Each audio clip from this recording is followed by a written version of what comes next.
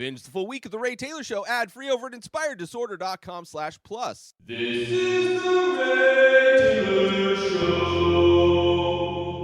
Rayz Dayz, episode 127 of the show where I recap my week. If you're somebody that wants to get to know me, you want to follow my journey of trying to survive as an artist, as a podcaster, as somebody who's creating things, and hopefully at some point selling artwork, getting sponsors, making a living, not being homeless, avoiding homelessness. You want to follow along with my mental health journey of depression, anxiety, mania, and everything in between.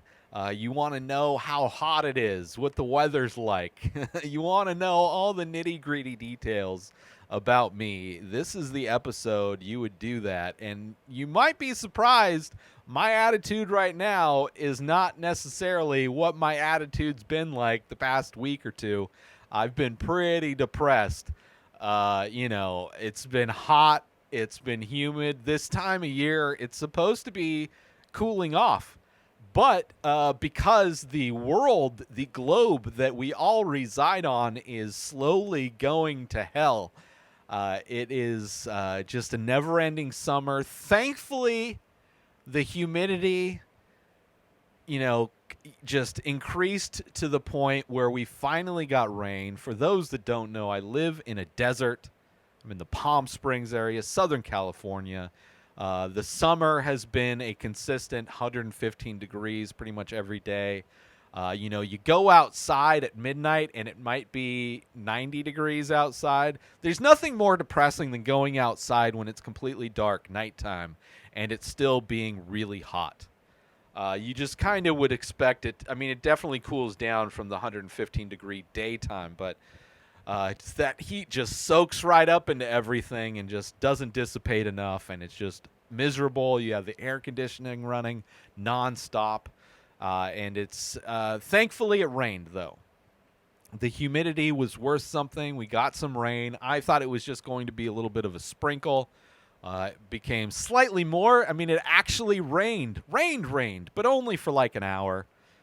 It was enough rain to like wash everything off, and then it kind of stopped, and now it's just hot and humid. But at least there was a slight break. The temperature didn't get quite over 100, just super humid and like in the 80s and 90s, which I guess is okay. I don't know. I'm ready for cooler weather. Like, I am preparing for this show. I am preparing for October. I want to do a lot of horror movie-related reviews and things, top fives and movie reviews and all that stuff. So I've been prepping for October, and in that, hoping for cooler days where I can just open up the sliding glass door and just have the screen closed and get actual fresh air. I'm ready for, we usually get a week or two where it's actually cold, where you have to put blankets on, and I could wear a hoodie, and I could, get comfy. I prefer that weather, right? I prefer colder weather. I would much rather not live in the desert, but I am here out of necessity for survival in a crazy turn of events. But I am planning for October, so what my plan is, right? Because getting older, I've worked in retail environments. I worked at Costco for 13 years. I've worked at a movie theater. So it's holidays in general, especially the quote unquote Christian holidays, I'm pretty over. I have gotten better with the Christmas holidays. My birthday is right before Christmas. So growing up, I've always had to share my birthday with Jesus. Right? Because I always got those, here's your birthday / Christmas gift, right? Where everybody else got separate gifts for that shit. So I've always, and then working at a movie theater, Christmas is the busiest day of the year. Leading up to Christmas, working at Costco or any kind of retail situation, human beings are literally the worst people ever. leading up to those days because they're shopping for people they don't really care about. They treat you like shit. It is not a time of cheer for people that work in those places, especially like Black Friday and all that. People are horrible. People are disgusting humans when it comes to going shopping before the holidays. So now that I've been separated from that for a few years now, I've started warming up to the whole Christmas thing again. Thanksgiving's bullshit. Like I have no desire to an overrated meal. Turkey is like what? Like I don't know. Thanksgiving's whatever. I kind of enjoy Christmas movies. I like getting back into that. Right now that I'm detached from it, I don't have to deal with the horrible people anymore.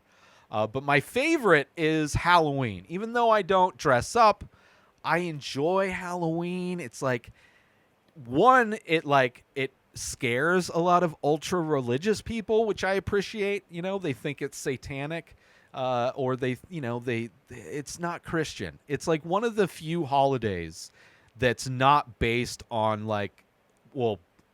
really most Christian holidays are pagan holidays that they just stole. You know, Christmas isn't the actual birth date of Jesus. It's just a convenient time for them to steal a pagan holiday. Same thing with Easter. Most Christian holidays are just pagan holidays rebranded for Jesus. But Halloween is not. I also have, gotten back into horror movies. I have found my appreciation for horror movies again. I've kind of started filling in a lot of blind spots. There's a lot of, classic horror films that I haven't seen that I've started to watch. And October is a great month to really fill that out in the month. So my plan for October, obviously movie reviews. So I do movie reviews 3 days a week. Monday, Wednesday, Friday, movie reviews. The idea is I've been doing a lot of Indian films.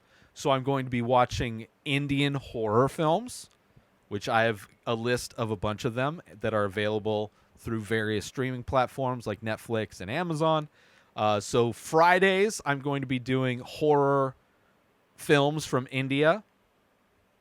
Wednesday will be classic horror films, I'm hoping, is the idea, which generally Wednesdays are for franchises. And I don't know of a horror franchise that is available where all the movies are available, but also only like 4 weeks, like 4 installments long that I haven't already done. So for October, Wednesdays will be classic horror, which, is just anything from like the 80s. Just something that I haven't seen that's like something I should have watched, or maybe haven't watched, but I'd like to watch. Friday's Indian horror. Wednesday's classic horror. And then Monday will be whatever new horror movies come out streaming or available for streaming. More modern day horror movies. So those are the movie reviews that I'll be doing. And then on Sunday, I do a show, Top 5, which I rank movies either by a director or an actor or a genre. So I have different kind of categories that I want to do. I'd like to do a top 5 based on a subgenre of horror, right? So like zombie movies or vampire movies. I don't really know the genre yet, but I want to do a genre-based top 5. I want to do a classic horror director top 5, and then like a Wes Craven or something like that. I want to do a top 5 of a franchise, a horror franchise, and then I want to do a top 5 of what's that called when they do small installments, like a kind of like a Black Mirror or a Twilight Zone anthology. So I want to do a top 5 of an anthology, and maybe it'll be Black Mirror, maybe it'll be like Room 105. One of those anthology shows where each episode is a different story, but like horror themed. So that will be one of the top 5. So my idea, we'll see how well this pans out, Each Sunday will be a different top 5 based on those different things. And then, of course, swipe up will be just whatever current events are happening. Rayz Dayz will just be whatever I'm doing. That's going to be October. That's what to look forward to. So I'm excited. It's what I'm looking forward to. October, hopefully cooler weather, and also watching a bunch of horror movies, which hopefully they will be available and everything will go good. But yeah. Other than that, I'm just still hoping for, still doing all the same stuff because I've been pretty depressed this past week. Like all of that extra stuff that I was all manic about and doing all this, experimenting with new angles while I paint and all that stuff. I didn't do any live streaming on TikTok. I was like, I don't feel like it. Like I did the live streaming on YouTube. That always happens because that's just, I do the paintings regardless. You're not seeing me. I just didn't feel like being on camera while I painted. So I got rid of the TikTok one, which also means that I didn't have to edit a bunch of videos, extra videos. But I'm still experimenting with videos, still doing that stuff, new videos, how-to videos, all of those things. Still like hoping that I get traction. It's just depressing, doing things, and it feels like I'm just throwing things into a void. And I've been doing this for a decade, making content, podcasting, YouTube videos, artwork. And it's just like, it seems like things are about to, something's about to start getting traction, and then like it just dies off. Every time. It's just like things will go. It's like the progression of things is like, oh, here we go. Finally, things are catching on. And then it just like a steady climb, maybe a really fast climb, and then just a complete drop off. And then back to normal, right? Like the algorithms for YouTube and social media realize that I'm getting too much audience. Let's rein that back. Let's start them back from square one. I feel like I'm constantly starting from square one, which is depressing. And then I see like other artists post things, which I agree with, that are like, hey, support your friends who are artists. You may not be able to afford their artwork, but you can always share their content. You can always ask if they have prints available. Like there's a lot of ways that you can support. And I'm not asking you to support me to support my art, but there's a lot of artists out there that you can do. And it's like, I see that, I retweet stuff like that. I'm all about that. I've supported artists that I like over the years. Sometimes artists support me and buy stuff, but it's just so depressing knowing all of the people that I've known in my life and met in my life and people that I've considered friends really don't do anything to support me on my journey. A few do, don't get me wrong. There are some special people in my life. Every once in a while they'll share a post. Right, there's a painting. Oh, this is cool. Check it out. Or, of course, my friend that allows me to live in her garage for very little money is, I would be dead without that type of help. So there's definitely a few people in my life that actually care and have actually tried to help. But the vast majority of people I've known and considered friends and have done tons of stuff for, not in anticipation of them returning that favor, but it is depressing as fuck that the vast majority of them do absolutely nothing to support me whatsoever.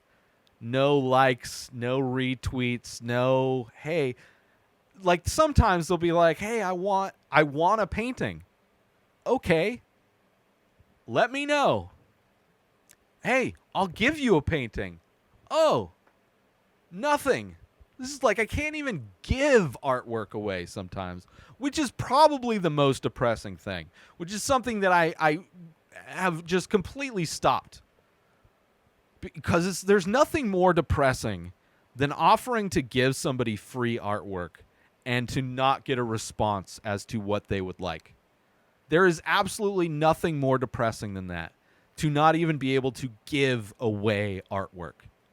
Let's take a little break from the Ray Taylor Show to promote my live art streams. That's right, I am an artist as well as a podcaster, and I paint live every Thursday at 4:20 Pacific time. Head on over, the best place ever for streaming, youtube.com/inspired disorder. That's right, every Thursday at 4:20, you can watch me paint the many faces. Every week, I paint 7 new faces of abstract portraits, ink on paper, and you can watch that happen. You can hang out with me while I listen to a classic episode from one of my favorite podcasts. Head on over to youtube.com/inspired disorder and check it out. Say hi, let's hang out, let's have some fun, and let's paint some faces. Now let's get back to the show. But yeah, it's like, it sucks because this year has been probably the worst I've done financially with my artwork. As far as sales, as far as, traffic, just it really feels like nobody gives a fuck. And it's depressing, man.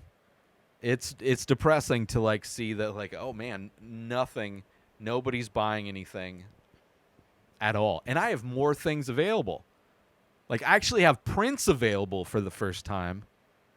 And shirts, nothing. People are like, oh, that's cool, but like there's no, hey, I'd like to financially support. I have Inspired Disorder Plus, where it's like, hey, would you consider, would you feel good about donating $5 a month to an artist that you want to support? $5 a month is not much. Less than a price of a cup of coffee at Starbucks, right? $5. A lot of people would probably say, yeah, but the reality is they don't. Inspired Disorder Plus, people can go, and for $5 a month or $50 for the year, you get access to all of the old podcasts that I've ever done, like 10 different podcasts, hundreds of podcast episodes. You also get access to like special deals. So if you do want to collect my artwork, you get discounts on stuff. Like, you get benefits for the $5 a month or $50 a year. So it's not like you're just donating $5. There's something, you get something for that. You get to watch this show, binge the full week ad free for $5 a month. But that's not even, right? People will subscribe to like by mail, like subscription services to get dog toys delivered to them for far more, for like garbage that they never use. But the thought of donating $5 to an artist to support just doesn't, like, that's not something they're willing to do, which is, whatever, to each their own. Right? I mean, the mentality in America is pick yourself up by your bootstraps, right? Which I'm trying to do, I've sacrificed everything. I've sacrificed having a life to try and build this thing, to try and succeed at doing these things. I sacrificed everything. I could have lived a normal life, working a job, had a condo, 401k, had a car, had the normal life, which I hated. I absolutely hated it.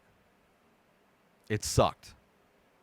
Didn't feel welcome in that life. So I gave up that life to pursue these things, to follow my passions, to get better, to learn, to grow as an artist, as a producer.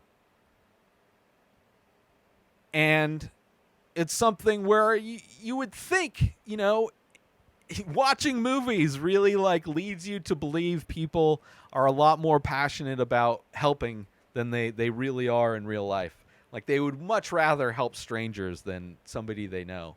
And it's just really depressing. And part of being depressed is me thinking back and reflecting on all those people that I've known in my entire life. that really just don't. Really don't. A couple do. So I'm thankful for that. I'm thankful for the few.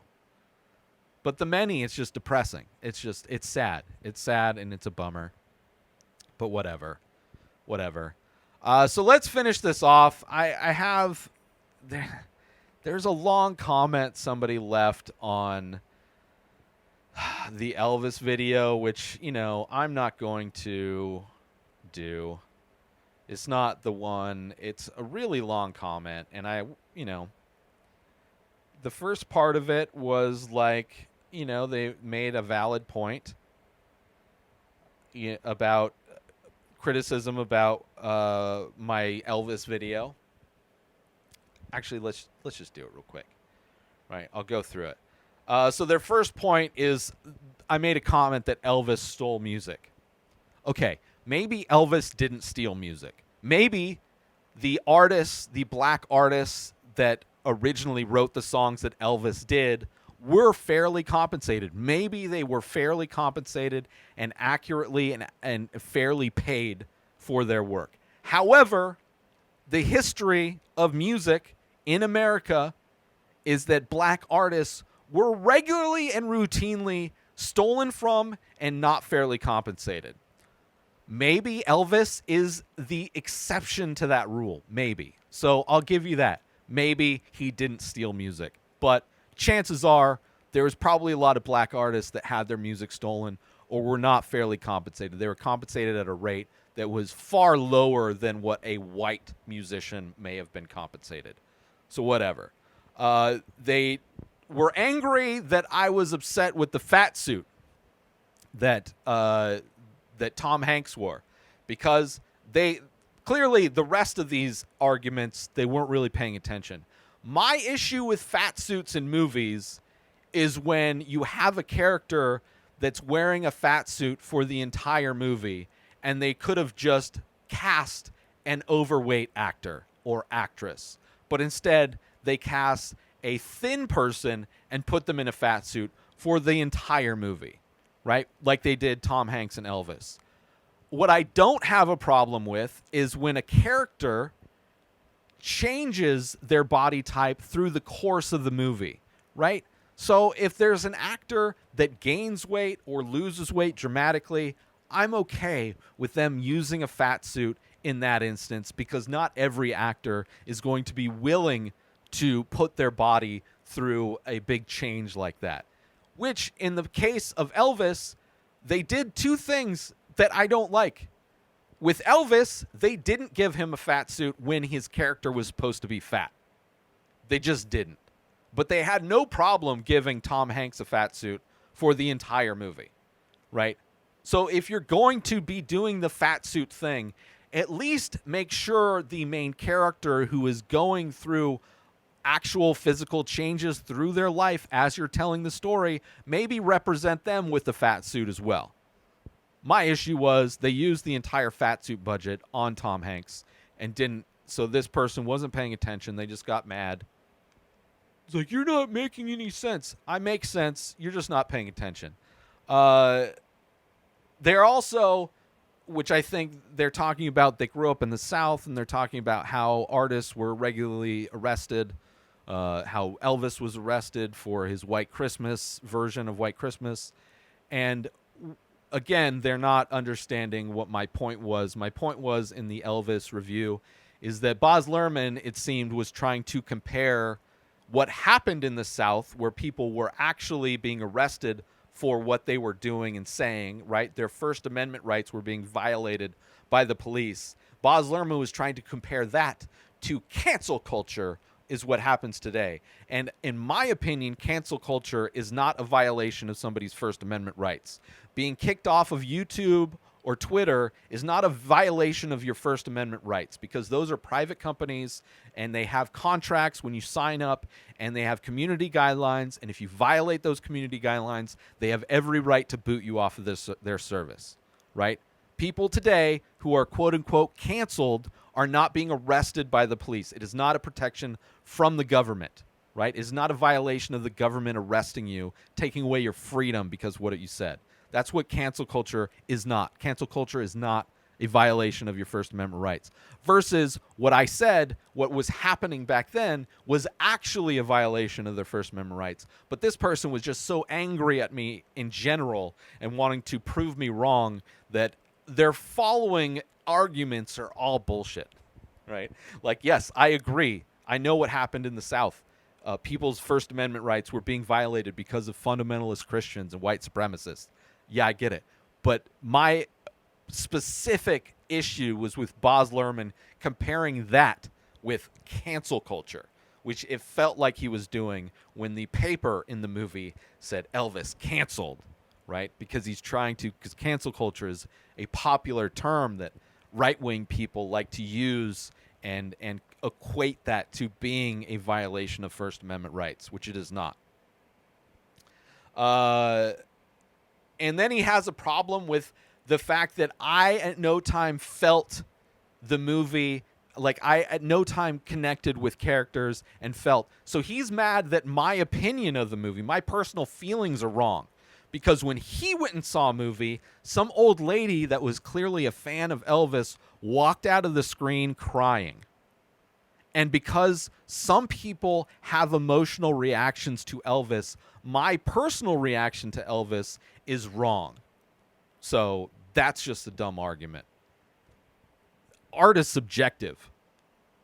Because I don't have the same emotional reaction to a piece of art doesn't mean my emotional reaction is wrong. It means that art did not connect with me in the same way it connected with a woman who is probably a fan of Elvis. And when she saw the live footage of Fat Elvis singing, she got emotional because this person that she worshipped is actually dead. It's reminding her of that. But for me, the movie skated over a lot of stuff. It didn't make me care. I did not care. In the same ways that Bohemian Rhapsody, I did not get emotional over Freddie Mercury's death, right? I think that movie skated over it suffers from the same thing all musical biopics do, right? It's just like, okay, he's mad at my subjective opinion, so whatever. And he said he listened to the whole review, but it's obvious you knew little about Elvis's musical history before you saw the movie, which I was reviewing the movie. I mentioned that in the review, that I know this is a musical biopic, and I know it's not actual historical fact, and there's a lot of things that aren't true. And I made those cases. I told in my review that this is my reaction to what Baz Luhrmann put on the screen. This is my reaction to that. So anyway, this person was just angry. That's my rant on that. That fucked me up when I saw that. I was like, dude, okay, the first thing, let's just assume Elvis was the only white artist that stole music from black people that actually financially compensated them fairly. My guess is not. I don't care how many famous black people come to the defense of Elvis. I guarantee you, knowing what the music industry was like back then, they used laws, like there probably were a lot of black people that didn't get compensated because they didn't properly copyright their work, right? They just and the people that were compensated weren't fairly compensated compared to white artists. And to say that that's not true is then you don't know anything about musical history. Anyway, so that's that comment. Whatever. Elvis. It was a whatever movie. Like the fact that the dude wrote like 5 paragraphs to try and chop down my review is ridiculous. Let's take a little break from the show to promote The Many Faces. That's right, I am also an artist. I do ink paintings on paper of abstract faces. A new face, a new painting gets released every single day over at inspireddisorder.com. So head on over to my website to purchase original artwork directly from the artist. Also, there are prints available for select images. Head on over to inspireddisorder.com, buy original art, buy prints if that's your jam. If you want 8x10 prints on high-quality paper. Also, if you're looking to wear some art, there are shirts available with original artwork by myself. Select faces from the many faces are also available in t-shirt form. You go to inspireddisorder.com, you buy original artwork, you buy prints, you buy shirts.